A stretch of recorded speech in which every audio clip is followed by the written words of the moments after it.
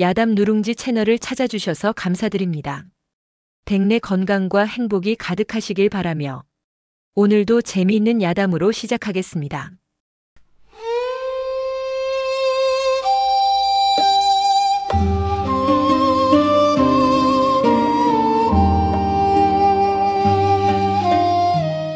하늘에 구멍이라도 뚫린 듯 장대비가 억수같이 퍼붓는 밤이었습니다.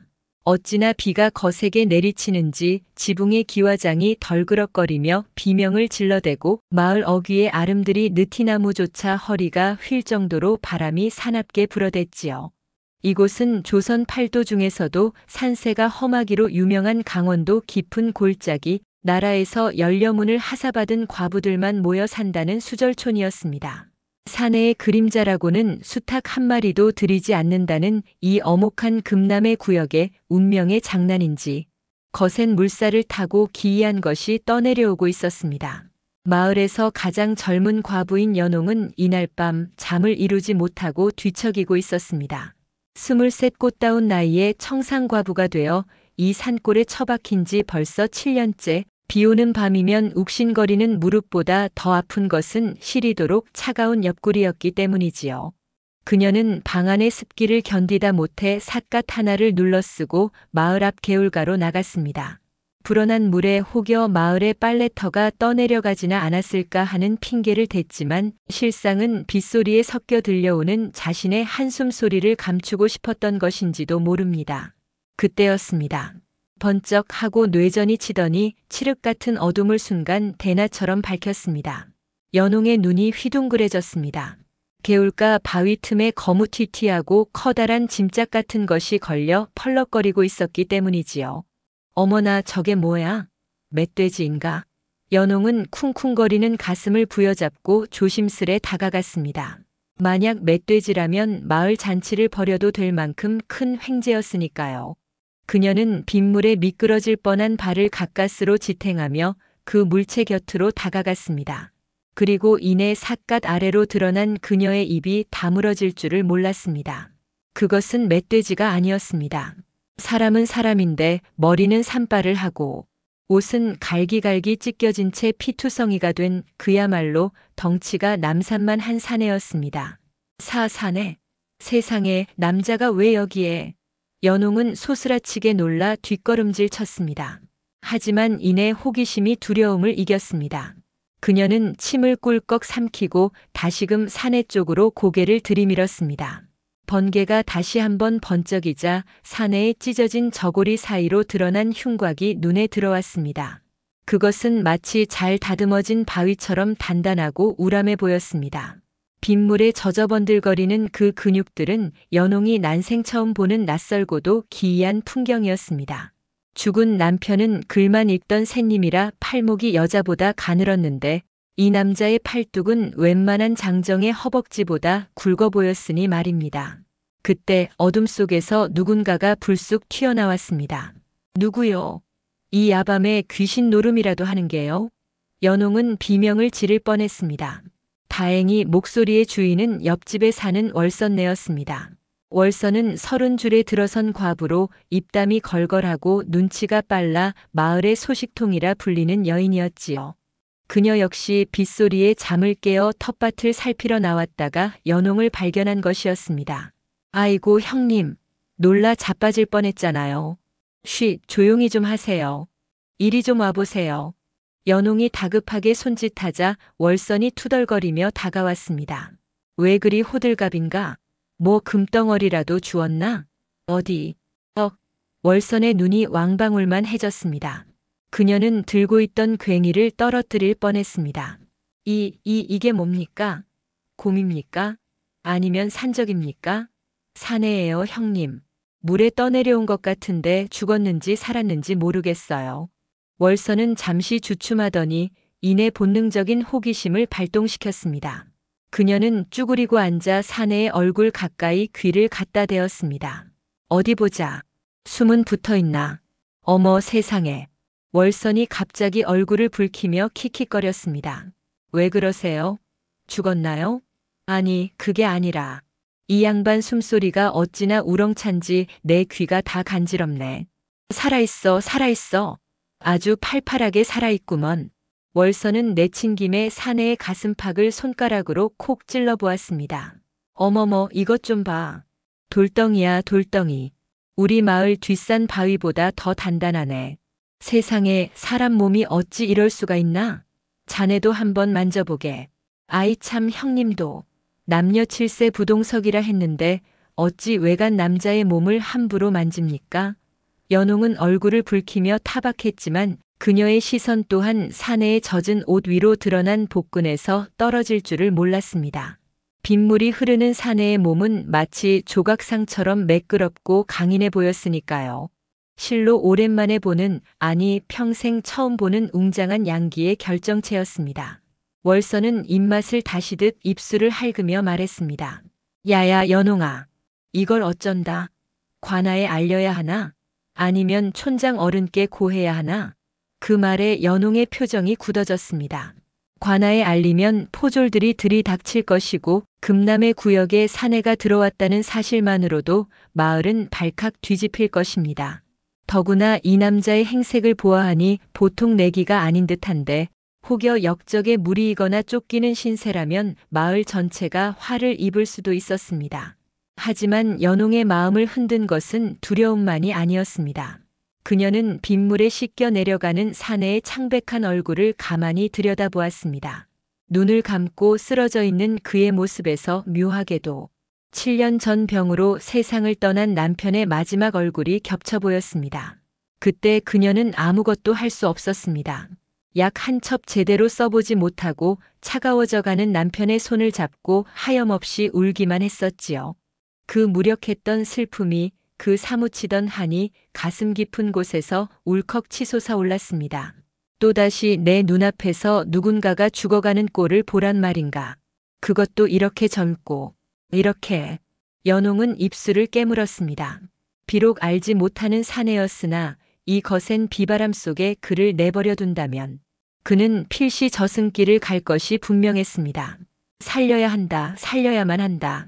그것이 7년 전 지키지 못한 지아비에 대한 속죄라도 되는 양, 연홍의 가슴속에 뜨거운 불덩이가 일렁였습니다. 형님, 우리 이 사람 살려요. 뭐? 미쳤어? 외간 남자를 마을에 들이겠다고. 촌장 할매한테 들키면 우리 둘 다 머리 깎고 쫓겨날 일이야. 그럼 이대로 죽게 내버려둬요. 사람 목숨이 달렸잖아요. 그리고 관아놈들이 들이닥치면 우리 빨래터고 뭐고 다 쑥대밭이 될 텐데 그 꼴을 어찌 봅니까? 월서는 잠시 고민하는 듯 하더니 다시 한번 사내의 우람한 팔뚝을 겨눈질하고는 슬그머니 웃음을 흘렸습니다. 하긴 저리 아까운 몸을 물고기 밥으로 주기엔 너무 천벌받을 짓이지. 그렇고 말고 하늘이 우리한테 보낸 선물일지도 모르는데. 선물은 무슨 선물이요? 빨리 옮기기나 해요. 누가 보기 전에. 두 여인은 비를 맞으며 사내를 들어 옮기려 했습니다. 그러나 그것은 말처럼 쉬운 일이 아니었습니다. 으라차차. 어구구, 이 양반이 쇠를 먹고 자랐나? 왜 이리 무거워? 월선이 사내의 다리를 잡고 끙끙거리며 소리쳤습니다. 연홍은 사내의 겨드랑이에 팔을 끼고 안간힘을 썼지만 사내는 꿈쩍도 하지 않았습니다. 그의 몸은 축 늘어져서 무게가 2배는 더 나가는 듯 했습니다. 형님, 좀 제대로 들어봐요. 허리에 힘 좀 주시고요. 야, 이년아. 내 허리는 엿가락인 줄 아냐? 너야말로 밥심으로 좀 들어봐. 아이고, 내 허리야.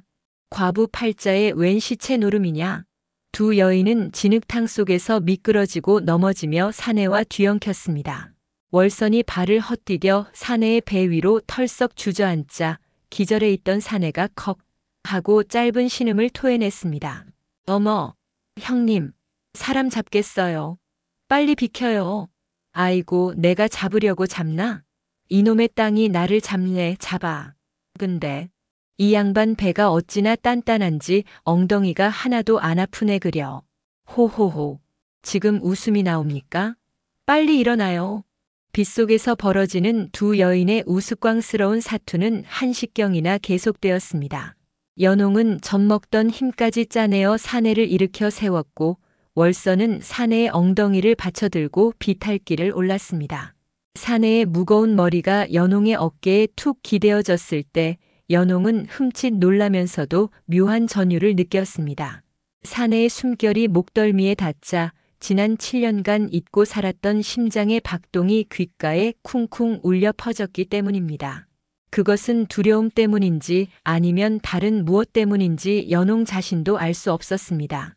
겨우겨우 마을 외딴 곳에 있는 연홍의 집, 물레방앗간까지 사내를 옮긴 두 사람은 바닥에 그를 짐짝처럼 내려놓았습니다.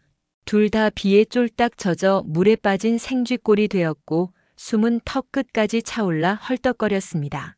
아이고, 나 죽네. 내 평생 이렇게 무거운 짐은 처음 져본다. 월선이 대자로 뻗으며 투덜거렸습니다. 연홍은 거친 숨을 몰아쉬며 급히 방앗간 문을 걸어 잠갔습니다. 촛불을 켜서 사내의 얼굴을 비추자 빗물과 진흙이 묻어있음에도 불구하고 뚜렷한 이목구비가 드러났습니다. 짙은 눈썹과 오뚝한 코, 굳게 담은 입술은 사내대장부의 기상이 서려 있었으나 창백한 안색은 그가 위중한 상태임을 말해주고 있었습니다. 형님, 일단 젖은 옷을 벗기고 체온을 높여야겠어요. 이대로 두면 저체온증으로 죽을지도 몰라요. 뭐? 옷을 벗겨? 우리가? 월선의 눈이 반짝 빛났습니다. 그녀는 기다렸다는 듯이 벌떡 일어났습니다. 그럼 그래야지. 사람을 살리려면 어쩔 수 없는 거 아니겠나? 내가 윗도리를 벗길 테니 자네가 아랫도리를. 아니, 자네가 윗도리를 벗기게. 내가 험한 아랫도리를 맡음세. 형님. 연홍이 눈을 흘기자 월선은 딴청을 피우며 사내의 허리춤으로 손을 뻗었습니다. 하지만 그때 방앗간 문 밖에서 인기척이 들려왔습니다. 연홍아, 안에 있느냐? 이 밤중에 무슨 소란이냐?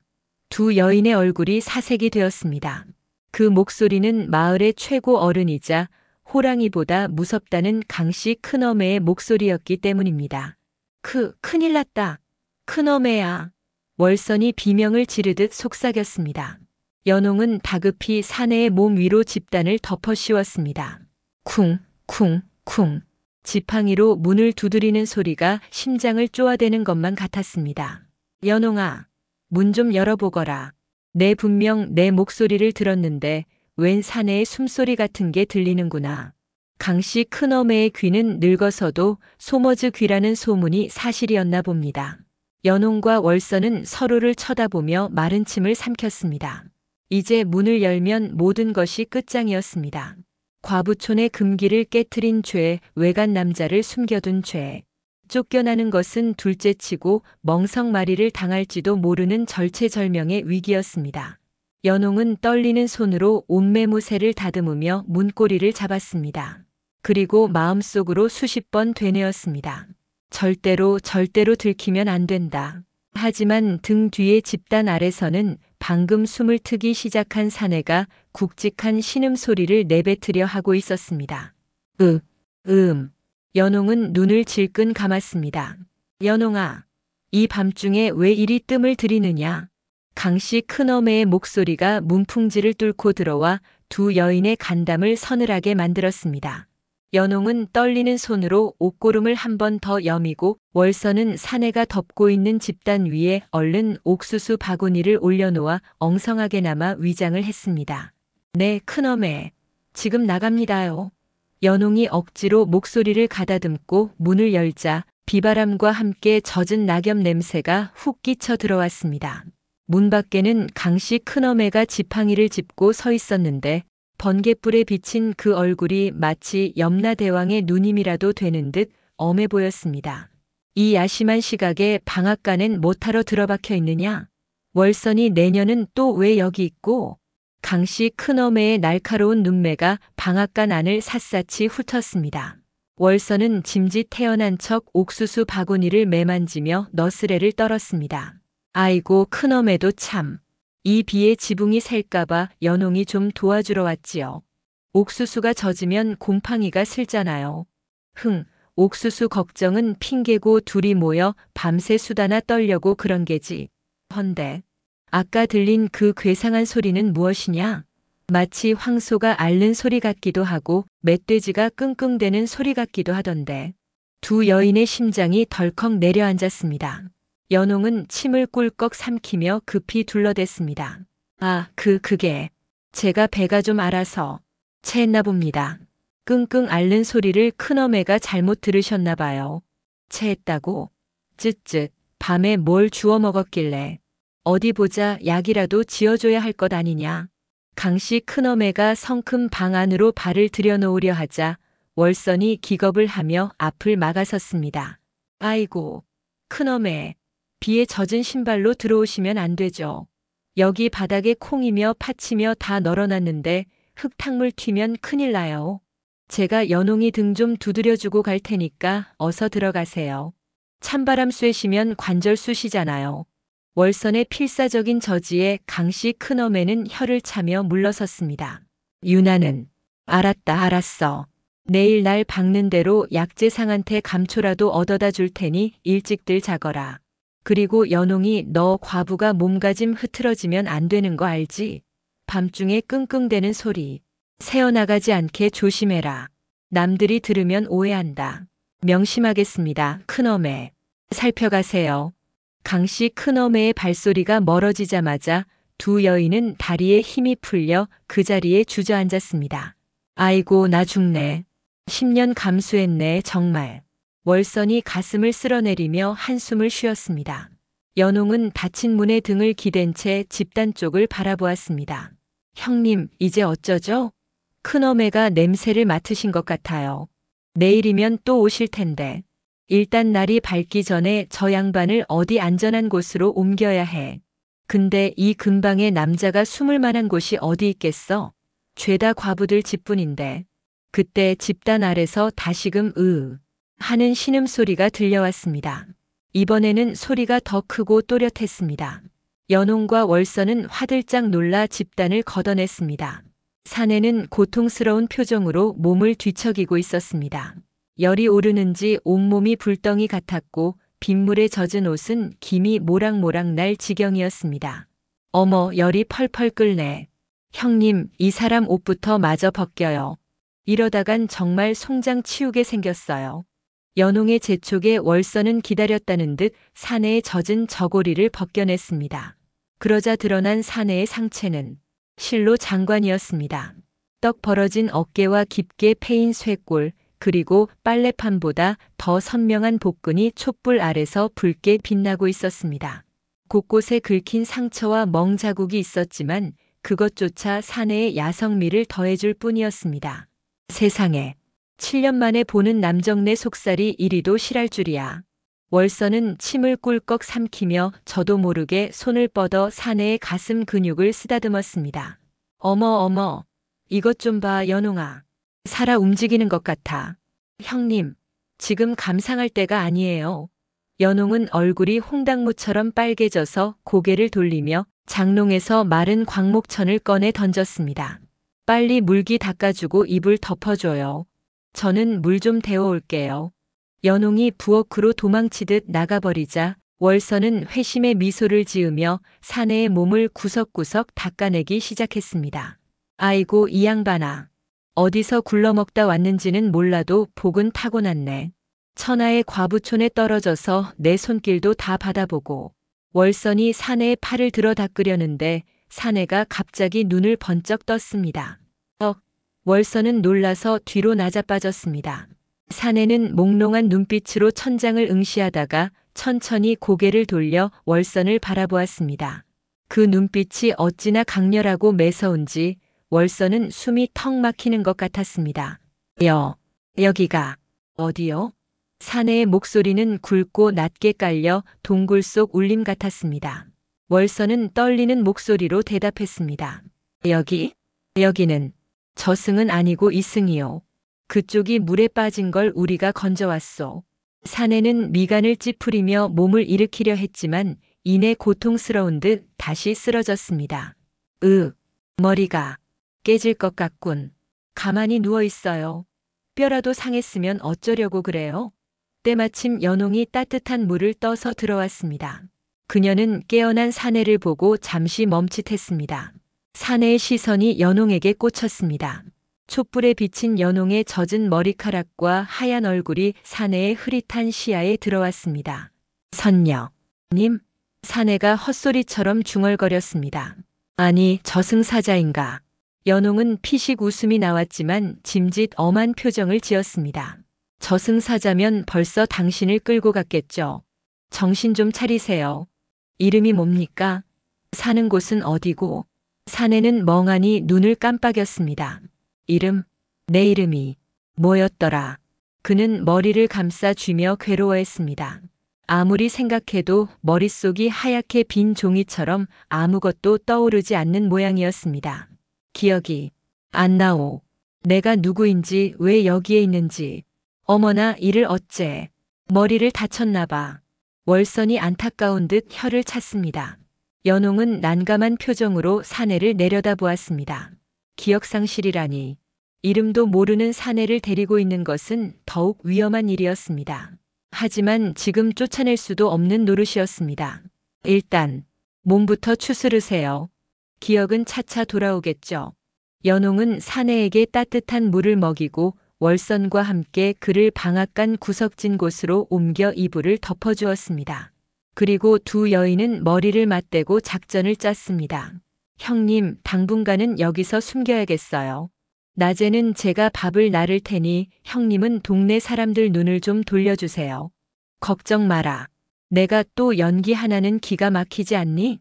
헌데 저 양반 이름은 뭐라고 부르지? 이름도 없다잖아. 두 여인은 잠시 고민에 빠졌습니다. 그때 사내가 잠결에 웅얼거렸습니다. 무라고? 무현? 무현이라고 한 것 같은데? 무현. 없을 무에 나타날 현? 아니면 줄 현? 뭐든 좋네요. 그럼 당분간 무현이라고 부르죠. 그렇게 기억을 잃은 사내는 무현이라는 이름을 얻게 되었습니다. 다음 날 아침 비는 그쳤지만 과부촌에는 새로운 폭풍이 예고되고 있었습니다. 강씨 큰어매가 이른 아침부터 마을 회관에 과부들을 소집했기 때문입니다. 어젯밤 우리 마을의 수호신인 느티나무 가지가 부러졌다. 이는 필시 마을에 부정이 탔다는 징조야. 혹시라도 남녀가 유별한 법도를 어기거나 삿된 마음을 품은 자가 있다면 자수하여라. 강씨. 큰어매의 서슬 퍼런 호통에 과부들은 모두 고개를 숙였습니다. 연홍과 월선은 등줄기에 식은땀이 흘렀습니다. 그때 마을의 또 다른 말썽꾸러기인 칠성내가 손을 번쩍 들었습니다. 저기, 큰어매 제가 어젯밤에 봤는데요. 연홍이네 방앗간 쪽에서 희미한 불빛이 새어나오고 웬 짐승 끙끙대는 소리가 나던데요. 뭐라? 짐승? 강씨 큰어매의 눈썹이 꿈틀했습니다. 안 그래도 내가 어제 확인하러 갔었다만. 연홍아, 내가 채에서 낸 소리라고 하지 않았더냐? 연홍은 가슴이 철렁했지만 침착하게 대답했습니다. 네, 그렇습니다. 밤새 배가 아파서. 헌데 이상하단 말이지. 칠성내 말로는 그 소리가 여인네 소리 같지가 않고 아주 굵직했다던데.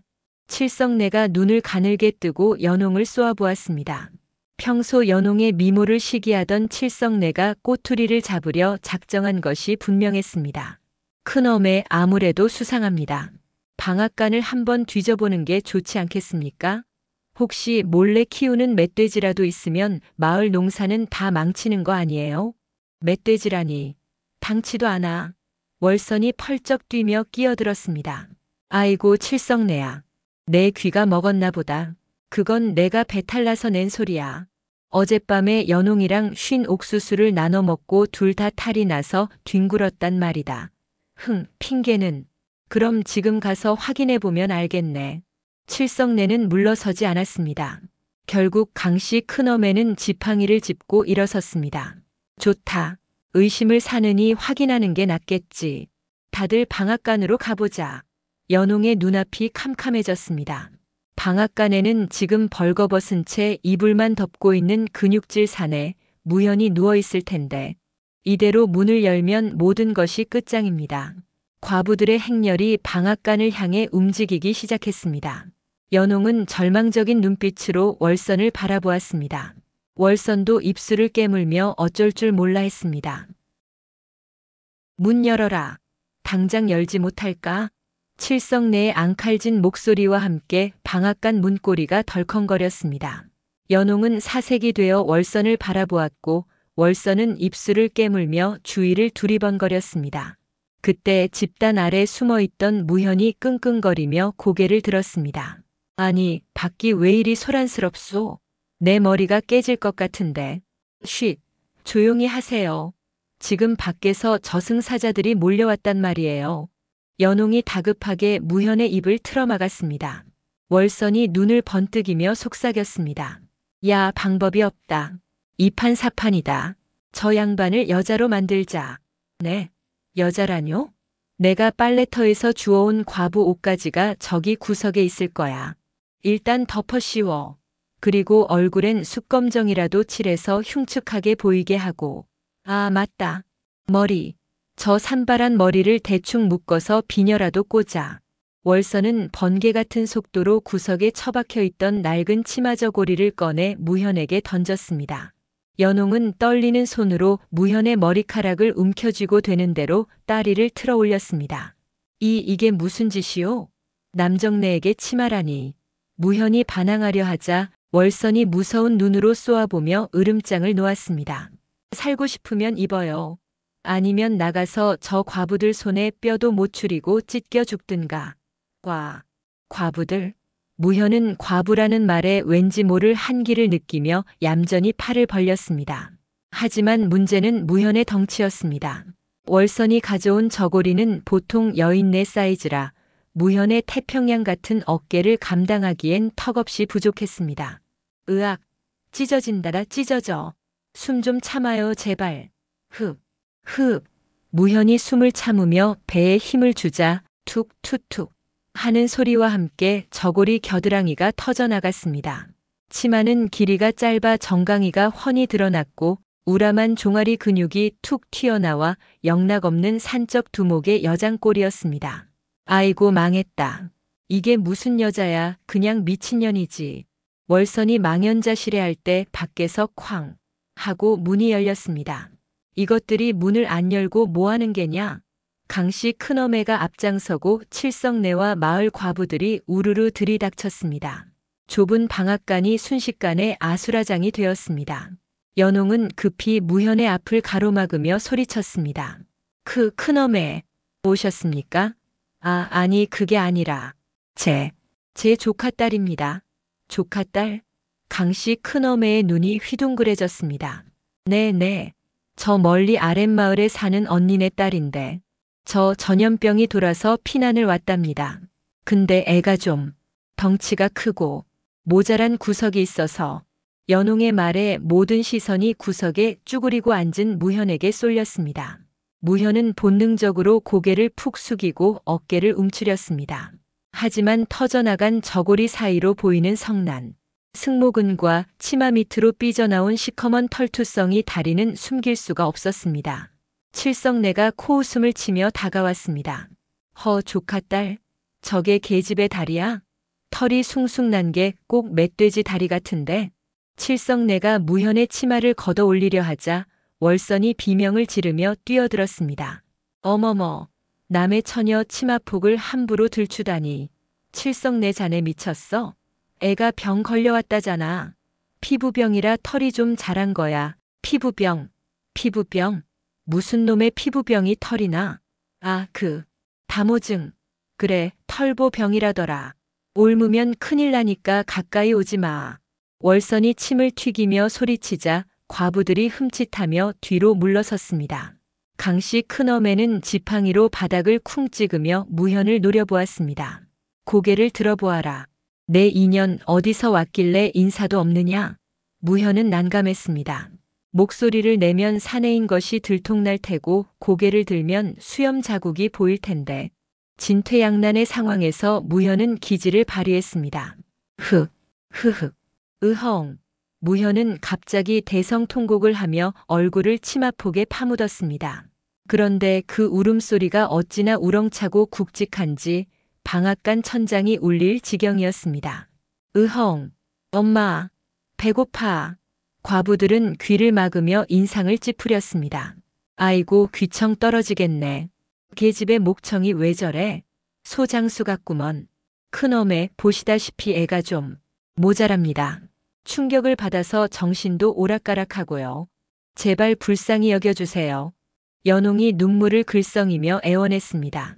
강씨 큰어매는 혀를 차며 고개를 저었습니다. 쯧쯧 덩치만 산만해서는 칠성내야 내가 잘못 봤나 보다. 사내는 무슨 그냥 미친년 하나 들어왔구먼. 아니 하지만 저 다리통이랑 냄새도 좀 이상한데. 칠성내가 끝까지 의심의 눈초리를 거두지 않자 강씨 큰어매가 쐐기를 박았습니다. 그만해라. 그 같은 과부끼리 돕고 살지는 못할 망정. 아픈 조카딸 데려온 걸 가지고 무슨 사다를 내려고. 다들 돌아가. 그리고 연홍이 너 그 조카딸 밥이나 좀 든든히 먹여라. 덩치 유지하려면 쌀독 거덜나겠구나. 강씨 큰어매가 휙 돌아서 나가자 과부들도 투덜거리며 하나둘 빠져나갔습니다. 칠성내는 마지막까지 무현을 흘겨보다가 문을 쾅 닫고 나갔습니다. 휴. 세 사람은 동시에 안도의 한숨을 내쉬었습니다. 무현은 그제야 고개를 들고 땀을 뻘뻘 흘리며 투덜거렸습니다. 내가 살다 별짓을 다 해보는구려. 털보병이라니 그게 말이 돼오? 살았으면 됐지 뭘 따져요? 그리고 당신 연기 하나는 명배우네. 우는 소리가 아주 우렁찬 게 천둥치는 줄 알았소. 월선이 킬킬거리며 무현의 등짝을 찰싹 때렸습니다. 무현은 아픈 척 엄살을 피웠지만 그의 눈빛에는 묘한 안도감이 서려 있었습니다. 하지만 위기는 끝난 게 아니었습니다. 그날 저녁 연홍이 무현에게 밥상을 차려주며 심각한 표정으로 말했습니다. 큰일 났어요. 큰어매가 내일 아침부터 당신을 마을 일손 돕기에 내보내라셨어요. 밥값은 해야 한다면서. 뭐요? 이 꼴을 하고 나가라고. 무현이 기가 막힌다는 듯 자신의 치마 꼬라지를 가리켰습니다. 어쩔 수 없어요. 여기서 쫓겨나면 갈 데도 없잖아요. 그리고 당신 기억 찾을 때까지만이라도 버텨봐요. 제가 지켜드릴게요. 연홍의 간절한 눈빛에 무현은 마음이 약해졌습니다. 자신을 살려준 은인이자 왠지 모르게 가슴이 뛰게 만드는 여인. 무현은 한숨을 푹 쉬며 숟가락을 들었습니다. 알겠소. 까짓것 밥값은 합시다. 근데 이 치마 좀 더 큰 걸로 구해줄 순 없소? 밑이 아주 시원해서 영 거시기 하구려. 호호호 알았어요.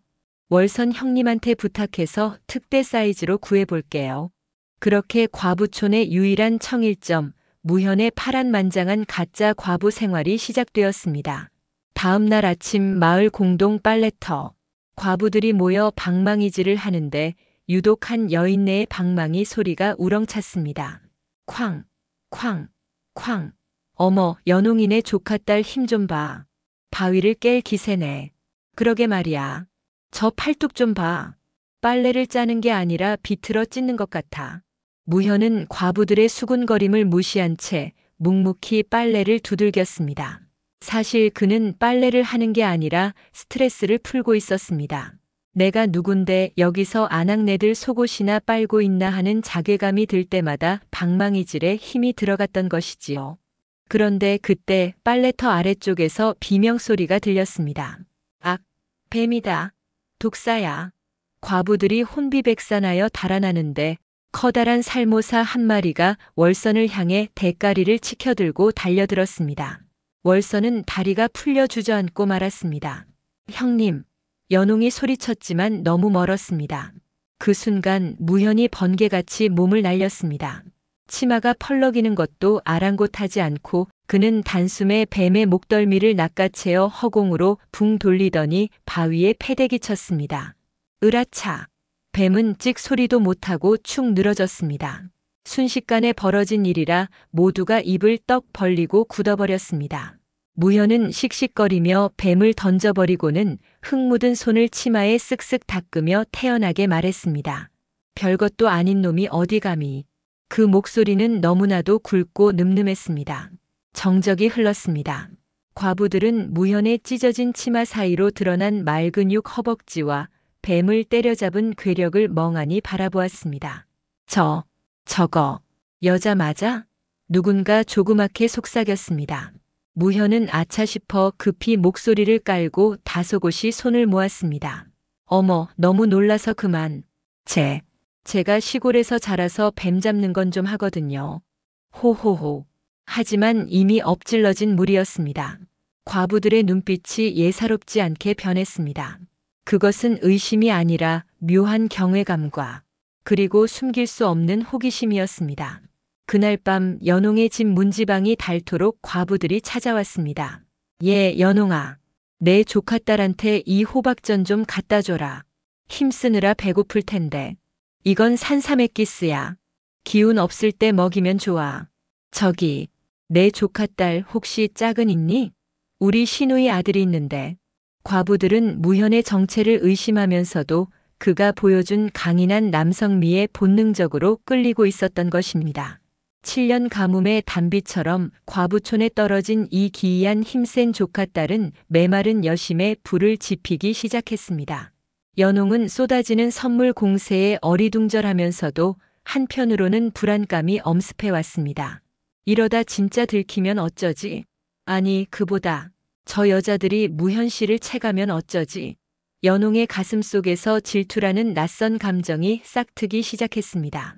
그리고 방 안에서 이 모든 상황을 지켜보던 무현은 뱀을 잡을 때 느꼈던 찌릿한 감각을 되새기고 있었습니다. 그것은 무공의 기억이었습니다. 몸이 기억하는 살수의 본능. 나는 평범한 놈이 아니다. 사람을 죽일 줄 아는 놈이야. 기억의 파편이 하나둘 맞춰지기 시작하면서 무현은 자신이 과부촌에 머물러서는 안 될 위험한 존재임을 직감했습니다. 하지만 문 밖에서 들려오는 연홍의 웃음소리가 발목을 잡았습니다. 과부촌에 해가 지고 어스름이 깔리자 칠성내는 곰방대를 뻐끔거리며 동네 주막집 마루에 앉아 눈을 번득이고 있었습니다. 그녀의 머릿속에는 온통 연홍이네 집에 굴러들어온 그 수상한 조카딸 생각뿐이었습니다. 앞만 봐도 이상해. 계집애가 뱀을 빨래 짜듯 비틀어 죽이질 않나. 다리에 털이 수북하질 않나. 필시 뭔가 있어. 칠성내는 옆에서 막걸리를 들이키던 주막 주모에게 은밀히 속삭였습니다. 주모, 자네도 봤지? 그 연홍이네 조카딸 말이야. 그게 어딜 봐서 여자야? 내 장담하건대 그건 사내놈이 분명해. 그것도 아주 팔팔한 사내놈. 에이 설마. 연홍이가 미치지 않고서야 과부촌에 사내를 들이겠어? 그냥 좀 억세게 생긴 처녀겠지. 아니라니까. 내 촉이 그래. 오늘 밤 내가 그 정체를 기필코 밝혀내고 말 거야. 칠성내는 비장한 표정으로 일어나 어둠 속으로 사라졌습니다. 그녀가 향한 곳은 마을 어귀의 낡은 선앙당 뒤편. 그곳에는 칠성내가 푼돈을 쥐어주고 부리는 동네 건달 개똥이와 그 패거리가 숨어 있었습니다. 개똥아, 오늘 밤이다. 연홍이네 집에 들어가서 그 조카딸년, 아니 놈인지 년인지 모를 그것을 보쌈해 와라. 확인만 하면 내가 쌀 한 가마니 쏜다. 히히 걱정 마십시오. 과부 보쌈이야 저희 전공 아닙니까? 기가 막히게 업어오겠습니다. 한편 연홍의 집 방앗간. 무현은 칠성내의 음모는 꿈에도 모른 채 연홍이 구해온 특대 사이즈 무명 치마를 입어보고 있었습니다. 어떻소? 이번엔 좀 넉넉하오. 무현이 치마폭을 펄럭이며 묻자 연홍은 풋하고 웃음을 터뜨렸습니다. 네, 아주 잘 어울려요. 꼭 시집가는 장군님 같아요. 허허, 장군이라. 내가 장군이었을까? 아니면 짐꾼이었을까? 무현은 씁쓸한 표정으로 자신의 굳은 살 박인 손바닥을 들여다보았습니다.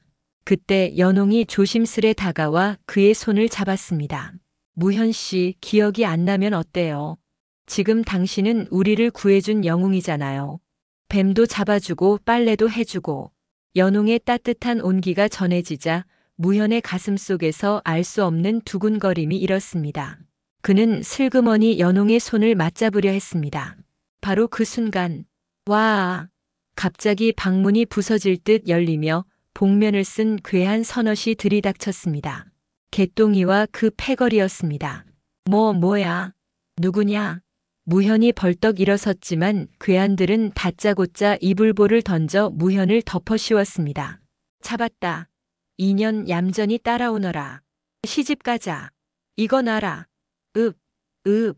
무현이 발버둥 쳤지만 장정 넷이 달라붙어 밧줄로 꽁꽁 묶어버리니 천하장사라도 당해낼 재간이 없었습니다.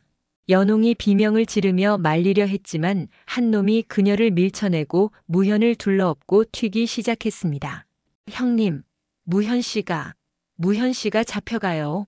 연홍은 맨발로 뛰쳐나가 월선네 집으로 달려갔습니다. 형님, 큰일 났어요.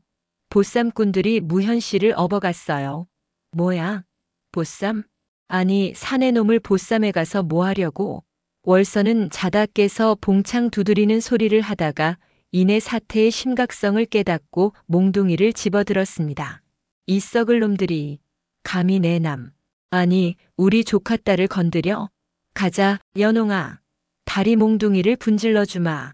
두 여인은 횃불을 들고 어둠 속을 질주했습니다. 한편 개똥이 패거리는 낑낑거리며 무현을 업고 산길을 오르고 있었습니다. 아이고, 이년은 뭘 처먹었길래 이리 무겁냐? 쌀가마니 2개는 되는 것 같은데? 형님, 냄새도 좀 이상한데요? 분 냄새가 아니라 땀 냄새가. 그때 보자기 안에서 무현의 분노가 폭발했습니다. 이 쥐새끼 같은 놈들이 감히 나를. 무현의 머릿속에서 섬광처럼 어떤 장면이 스쳐 지나갔습니다. 피 튀기는 전장, 칼날이 부딪히는 소리, 그리고 누군가의 목을 베는 자신의 모습. 크아! 무현은 기압과 함께 온몸의 근육을 부풀렸습니다. 우지끈, 밧줄이 끊어지는 소리가 났습니다. 개똥이가 놀라 비틀거리는 사이 무현은 보자기 밖으로 손을 뻗어 개똥이의 머리채를 휘어잡았습니다. 으악! 무현은 그대로 보자기를 찢고 튀어나왔습니다. 달빛 아래 드러난 그의 모습은 치마 저고리를 걸치고 산발을 한 채 눈에서 살기를 뿜어내는 악귀와도 같았습니다. 내 놈들이 죽고 싶어 환장을 했구나. 무현의 목소리는 더 이상 어설픈 여자 흉내가 아니었습니다. 지옥에서 기어 올라온 저승사자의 목소리였습니다. 히히, 귀신이다. 보쌈꾼들은 기겁을 하며 도망치려 했지만 무현의 발차기가 더 빨랐습니다. 퍽! 한 놈이 가슴을 맞고 낙엽처럼 날아갔습니다. 다른 놈이 몽둥이를 휘둘렀지만 무현은 가볍게 피하며 놈의 팔을 꺾어버렸습니다. 으악! 순식간에 서너 명의 장정이 바닥에 나뒹굴었습니다. 개똥이는 오줌을 지리며 뒷걸음질 쳤습니다. 살려주세요. 제발 살려만 주세요. 무현은 개똥이의 멱살을 들어올려 나무에 처박았습니다. 누가 시켰느냐? 바른대로 불지 않으면 내 놈 혀를 뽑아버리겠다. 칠성내가 시켰어요. 그냥 여자인지 남자인지 확인만 해오라고. 흑흑. 무현은 멱살을 풀고 싸늘하게 내려다보았습니다. 그때 산 아래서 연홍과 월선이 헐레벌떡 뛰어 올라왔습니다. 무현씨. 그녀들은 눈앞의 광경을 보고 입을 다물지 못했습니다. 쓰러져 신음하는 장정들과 그 위에 우뚝 서 있는 무현. 그의 찢어진 치마 사이로 드러난 다리에는 선명한 칼자국 흉터가 달빛을 받아 빛나고 있었습니다. 연홍은 떨리는 목소리로 불렀습니다. 무현 씨? 무현은 천천히 고개를 돌려 연홍을 바라보았습니다. 하지만 그 눈빛은 방금 전까지의 순박한 청년의 것이 아니었습니다. 깊은 고뇌와 슬픔 그리고 차가운 이성이 담긴 눈빛이었습니다. 나는 무현이 아니오. 무현이 나지막이 중얼거렸습니다. 내 이름은 강철. 북방을 지키던 별장 강철이요. 그의 기억이 돌아온 것입니다. 보쌈꾼들과의 격투가 그의 잠들어 있던 무인의 본능을 깨운 것이지요. 연홍과 월선은 충격에 휩싸였습니다. 그냥 힘센 머슴인 줄 알았는데 무관이라니. 그것도 별장이라니. 그럼 당신은 왜 여기에? 영모. 나는 억울하게 영모 누명을 쓰고 쫓기던 중이었소. 내 부하들을 모두 잃고 나 혼자 살아남아. 강철의 눈에서 굵은 눈물이 뚝 떨어졌습니다. 살아남았다는 죄책감 그리고 잃어버린 전우들에 대한 그리움이 그를 덮쳤습니다. 으허헝. 내가 죽을 죄인이요. 부하들을 다 죽이고 나만. 천하무적 장수가 어린아이처럼 울음을 터뜨리자 연홍은 가슴이 미어지는 것 같았습니다. 그녀는 다가가 강철을 와락 끌어안았습니다. 아니에요. 당신 잘못이 아니에요. 살아줘서 고마워요. 살아있으니까 억울함도 풀 수 있는 거잖아요. 월선도 눈물을 훔치며 코를 팽 풀었습니다. 아이고 이 양반아. 별장 날이었어? 어쩐지 엉덩이가 튼실하더라니. 아니 그게 아니고. 암튼 산 사람은 살아야지. 우리가 돕겠소. 이 과부촌 여자들이 의리 하나는 끝내주거든. 하지만 감동의 순간도 잠시 숲속에서 부스럭거리는 소리가 들렸습니다. 칠성내가 숨어서 이 모든 것을 지켜보고 있었던 것입니다. 어머머 별장, 영모, 이게 웬 떡이냐? 이걸 관아에 고발하면 포상금이 얼만데. 칠성내는 입을 틀어막고 조용히 뒷걸음질 쳤습니다.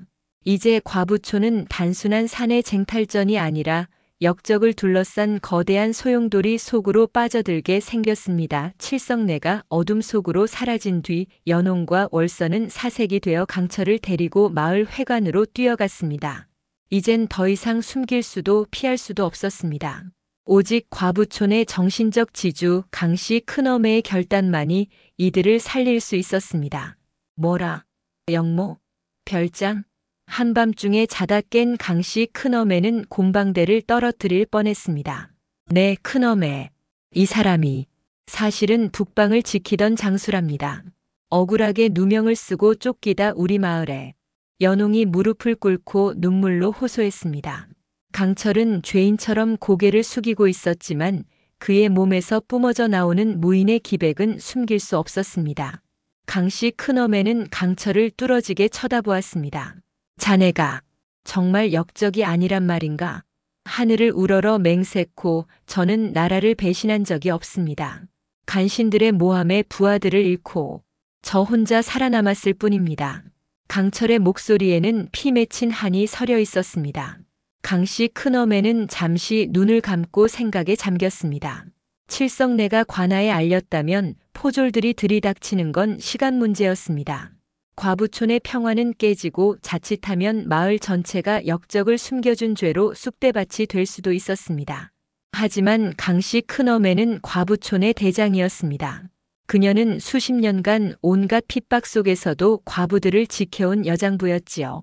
좋다. 내 자네 눈빛을 보니 거짓말할 위인은 아니구먼. 그리고 무엇보다 우리 마을에 제 발로 들어온 사내를 그것도 목숨 부지하러 온 사람을 사지로 내몰 수는 없는 법이지. 큰어매. 연홍과 월선이 감격하여 소리쳤습니다. 강씨 큰어매는 지팡이를 쾅 내리찍으며 호령했습니다. 비상이다. 마을 과부들을 전원 소집해라. 칠성내 그년이 관아에 닿기 전에 우리가 먼저 손을 써야 한다. 새벽 달기 울기도 전 과부촌의 모든 여인들이 회관 마당에 모였습니다.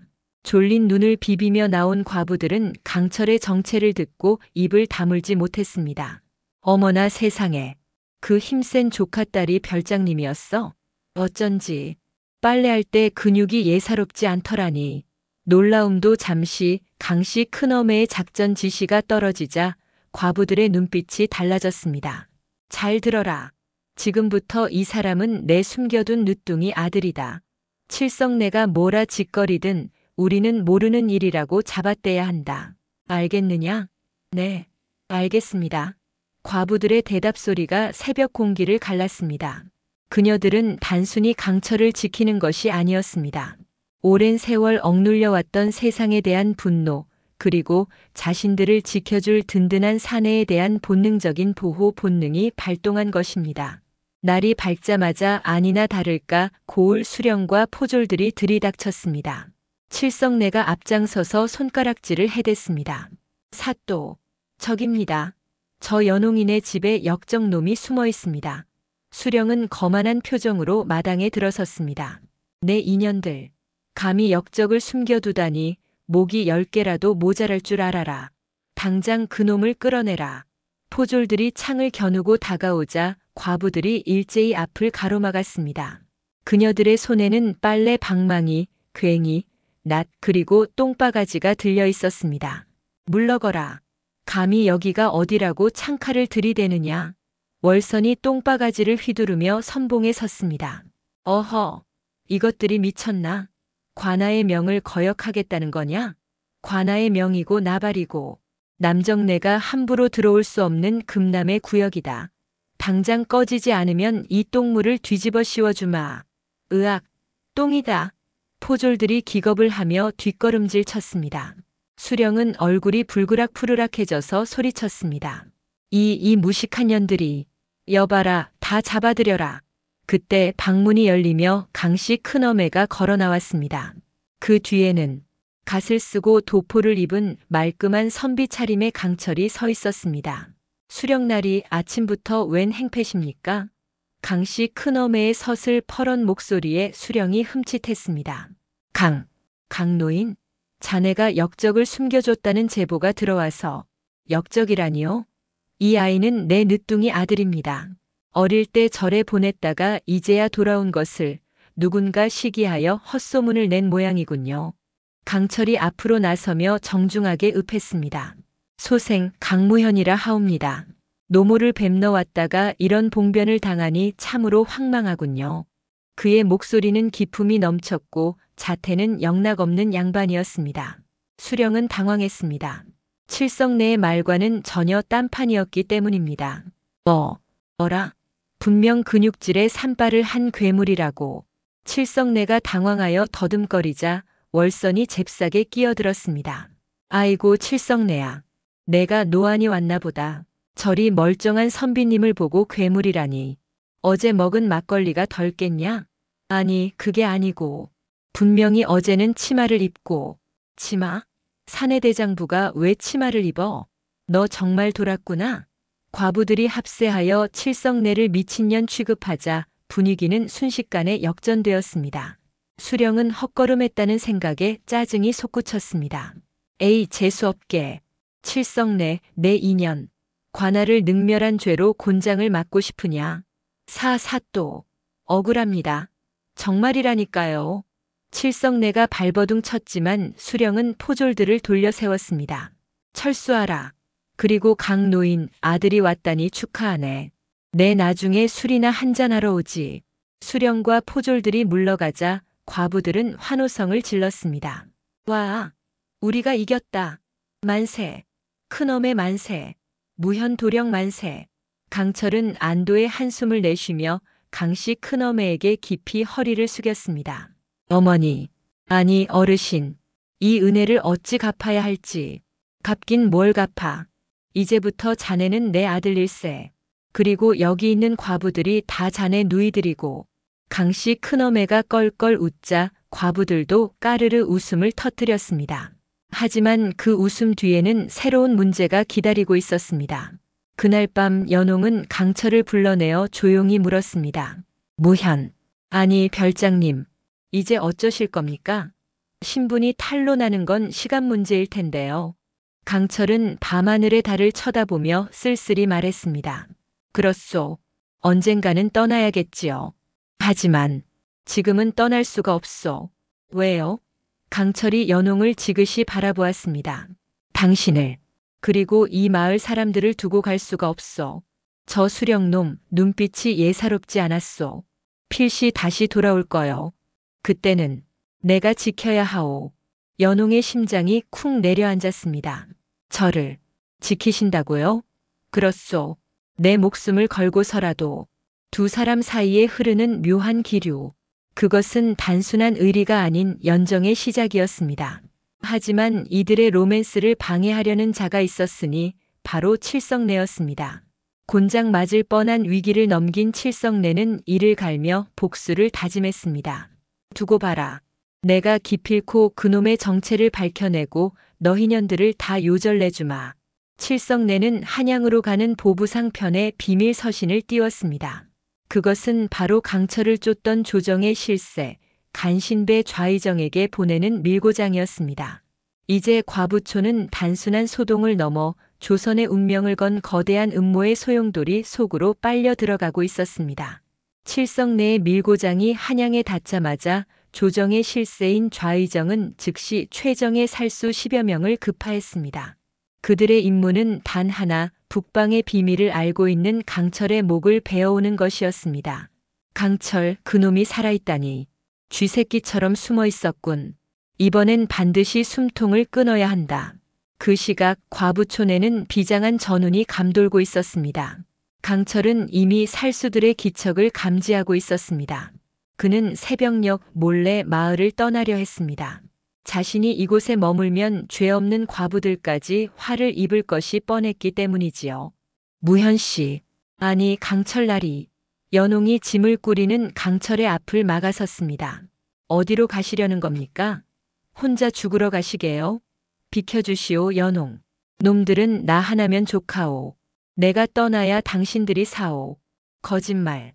당신이 떠나면 놈들이 우리를 가만둘 것 같아요? 역적을 숨겨줬다고 마을 전체를 불태울 거라고요. 연홍의 외침에 강철은 말문이 막혔습니다. 사실이었습니다. 저들은 증거 인멸을 위해서라도 과부촌을 쑥대밭으로 만들 작정이었으니까요. 그때 마을 회관의 종이 댕댕 울렸습니다. 강씨 큰어매가 비상소집을 알린 것입니다. 다들 모여라. 살수들이 고개를 넘었다. 강씨 큰어매는 흰 소복 위에 갑옷처럼 단단한 무명천을 덧대어 입고 손에는 쇠로 만든 빨래 방망이를 쥐고 있었습니다. 과부들도 저마다 무기를 들고 모여들었습니다. 낫, 도끼, 쇠스랑, 심지어 펄펄 끓는 고추장 단지까지. 어르신들, 이러시면 안 됩니다. 저들은 훈련받은 살수들입니다. 부녀자들이 상대할 놈들이 아닙니다. 강철이 말렸지만 강씨 큰어매는 단호했습니다. 우리가 비록 힘없는 과부들이나 내 집 안방에 들어온 도적놈들을 보고만 있을 순 없다. 그리고 자네는 이제 내 아들이야. 어미가 아들이 죽으러 가는 꼴을 어찌 본단 말이냐? 어머니. 강철의 눈시울이 붉어졌습니다. 과부들이 한 목소리로 외쳤습니다. 맞아요. 우리 서방님은 우리가 지킵니다. 이번에야말로 본때를 보여주자고요. 그날 밤 과부촌 입구에 좁은 협곡. 살수들이 어둠을 틈타 은밀하게 침투해 들어왔습니다. 조용히 처리해라. 비명소리도 내지 마라. 살수 대장이 수신호를 보내자 부하들이 그림자처럼 움직였습니다. 하지만 그들이 마을 입구에 들어서자마자 와장창.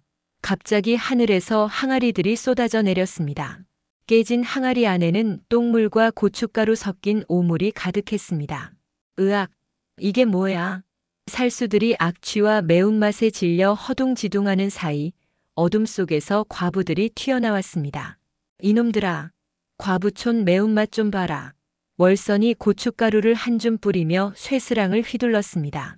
크악, 내 눈. 살수들은 당황했습니다. 칼을 휘두르려 해도 좁은 골목에서 똥물을 뒤집어 쓴 채 미끄러지고 넘어지기 일쑤였습니다. 게다가 과부들의 기세는 웬만한 장수들보다 더 무서웠습니다. 7년, 10년 수절하며 쌓인 한과 도끼가 폭발한 것이었으니까요. 죽어라.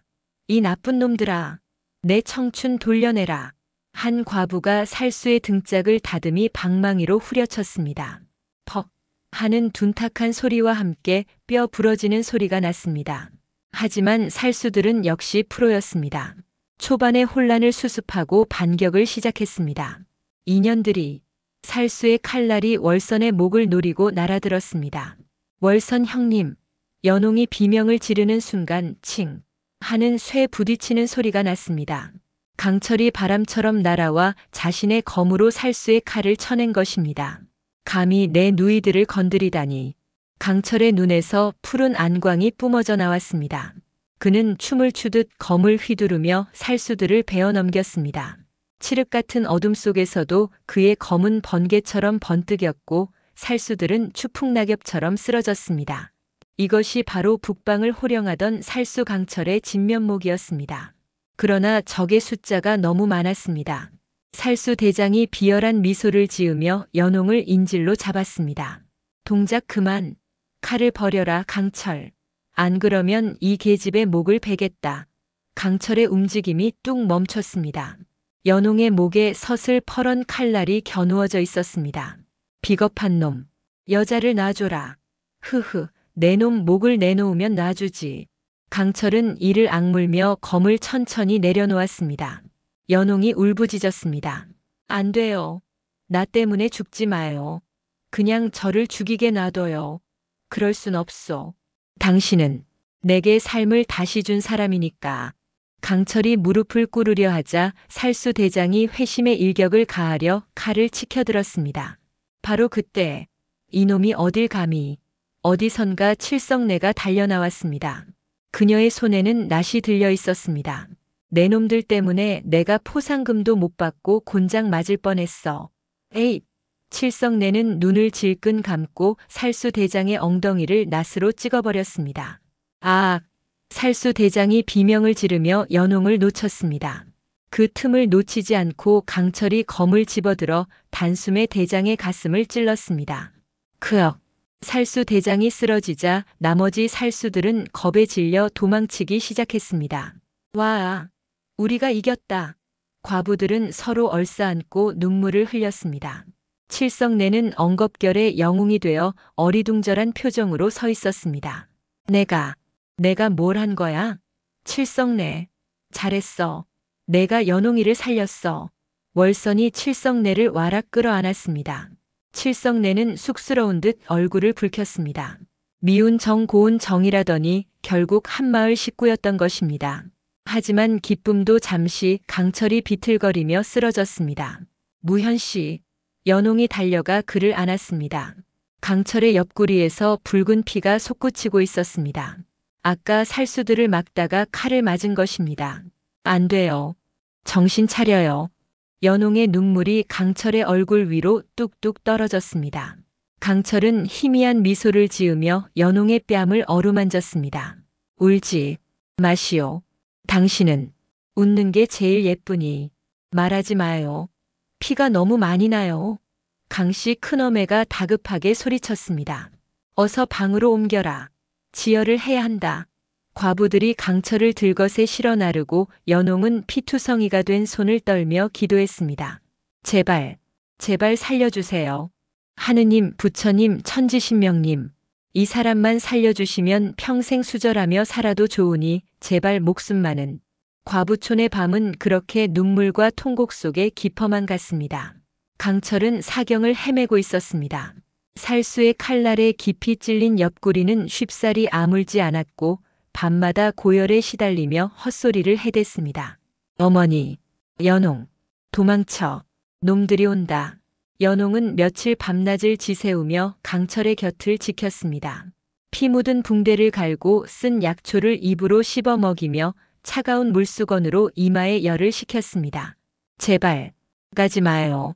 나를 두고 어디 가려고 그래요. 당신 없으면 나도 못 살아요. 연홍의 눈물은 마를 날이 없었고 강씨 큰어매와 월선 그리고 마을 과부들도 돌아가며 정화수를 떠놓고 빌었습니다. 심지어 칠성내조차 몰래 산신당에 가서 108배를 올렸다는 소문이 돌았습니다. 그 지극한 정성이 하늘에 닿았을까요? 닷새째 되던 날 새벽 강철이 기적처럼 눈을 떴습니다. 무현 씨, 정신이 들어요? 연홍이 와락 그를 끌어안았습니다. 강철은 힘없는 손을 들어 연홍의 뺨을 어루만졌습니다. 살았소. 내가 당신을 두고 저승으로 갈 수가 없어서 염라대왕 멱살을 잡고 돌아왔소. 바보, 정말 바보야. 두 사람의 눈물 젖은 입맞춤에 새벽닭도 차마 울지 못하고 숨을 죽였습니다. 그러나 기쁨도 잠시 한양에서 파발이 당도했습니다. 이번에는 살수가 아닌 왕의 어명을 가진 승지였습니다. 어명이요. 별장 강철과 과부촌 촌장은 어명을 받들라. 과부들은 다시금 공포에 떨며 마당에 엎드렸습니다. 이제 꼼짝없이 죽었구나 싶어 다들 눈을 질끈 감았습니다. 승지가 교지를 펼쳐 읽어내려갔습니다. 별장 강철은 영모 누명을 쓰고 쫓겼으나 이는 간신 좌의정의 모함임이 밝혀졌느니라. 좌의정 일파는 모두 처형되었고 강철의 누명은 벗겨졌으니 즉시 한양으로 올라와 병조판서의 직을 수행토록 하라. 뭐라? 과부들이 고개를 들고 서로를 쳐다보았습니다. 죽으라는 말이 아니라 병조판서라니. 또한 과부촌의 여인들은 역적의 무리인 살수들을 잡아낸 공이 지대하므로 나라에서 큰 상을 내리노라. 촌장 강씨에게는 정경 부인의 자귀를 내리고 과부촌에는 면세의 혜택을 주며 앞으로 과부들의 재가를 허하노라. 만세, 만만세. 과부촌이 떠나갈 듯한 함성이 터졌습니다. 제가 허용. 이것이야말로 과부들이 그토록 바라던 꿈이 아니었던가요? 강씨 큰어매는 감격하여 눈물을 흘렸습니다. 내 평생에 이런 날이 올 줄이야. 이제 우리도 사람답게 살 수 있게 되었구나. 승지가 물러가고 마을은 축제 분위기가 되었습니다. 하지만 강철과 연홍의 표정은 밝지 못했습니다. 강철이 한양으로 가면 다시는 만날 수 없을지도 모른다는 불안감 때문이었습니다. 그날 밤 강철은 짐을 꾸리는 대신 연홍의 손을 잡고 마을 뒷산 억새밭으로 갔습니다. 달빛이 흐드러지게 쏟아지는 그곳에서 강철은 무릎을 꿇었습니다. 연홍, 나와 함께 가주시오. 한양의 기와집도 좋고 벼슬도 좋소.